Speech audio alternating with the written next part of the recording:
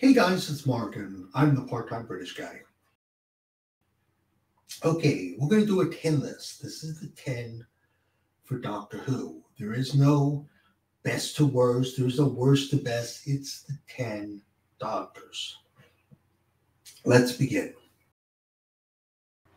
Number 10, the fifth Doctor.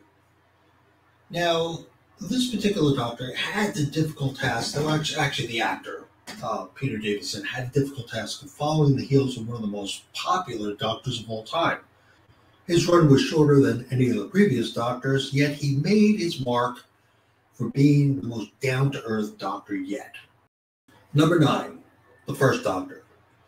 William had to be considered the hardest job because he was the first Doctor to grace the small screen.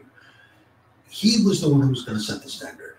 Early in the role, he was at times belligerent and difficult, but over the years he mellowed, and in the end of his run, we loved the Doctor for his wise old sage that he was. Number 8, the second Doctor. Patrick literally was the first Doctor to take over the role from the previous actor and make it his own. If he failed to win over the audience, he literally would have just ended the series. And I consider that a monumental task. Number 7, the third Doctor, John Pertwee. He had the distinction of being the first Doctor to be aired in color, and due to BBC cutbacks, was stuck on planet Earth for many of his stories.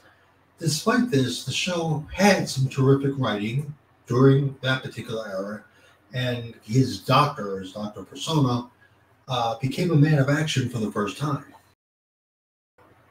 Number 6, the 12th Doctor, whereas Matt Smith was an old Doctor and a young body, in many ways, Peter was playing a young Doctor in an older body.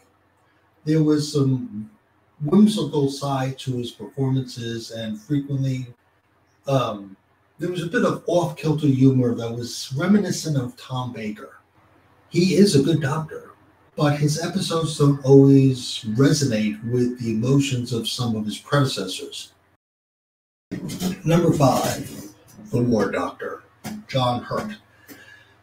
John Hurt is one of Britain's greatest actors, period. Some of it's perfectly fitting that he would be cast to play the war-weary Doctor as he faced the last great Time War. For the protection of the universe and time itself, with John Hurt in the role of the War Doctor, we get a perfect transition between the classic Who and the new Who, with the pace and manner that seems to be completely out of touch with each other. Yet there's a little spark of life and vitality to the character that we've come to love. Easily one of the best Doctors, despite only the very limited amount of screen time. Number 4, the 9th Doctor.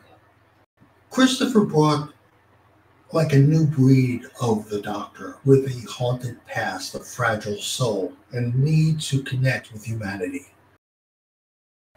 Number 3, the 4th Doctor, Tom Baker. Tom Baker was for many years both the most popular Doctor as well as the most recognized, having the longest running stint as the Doctor.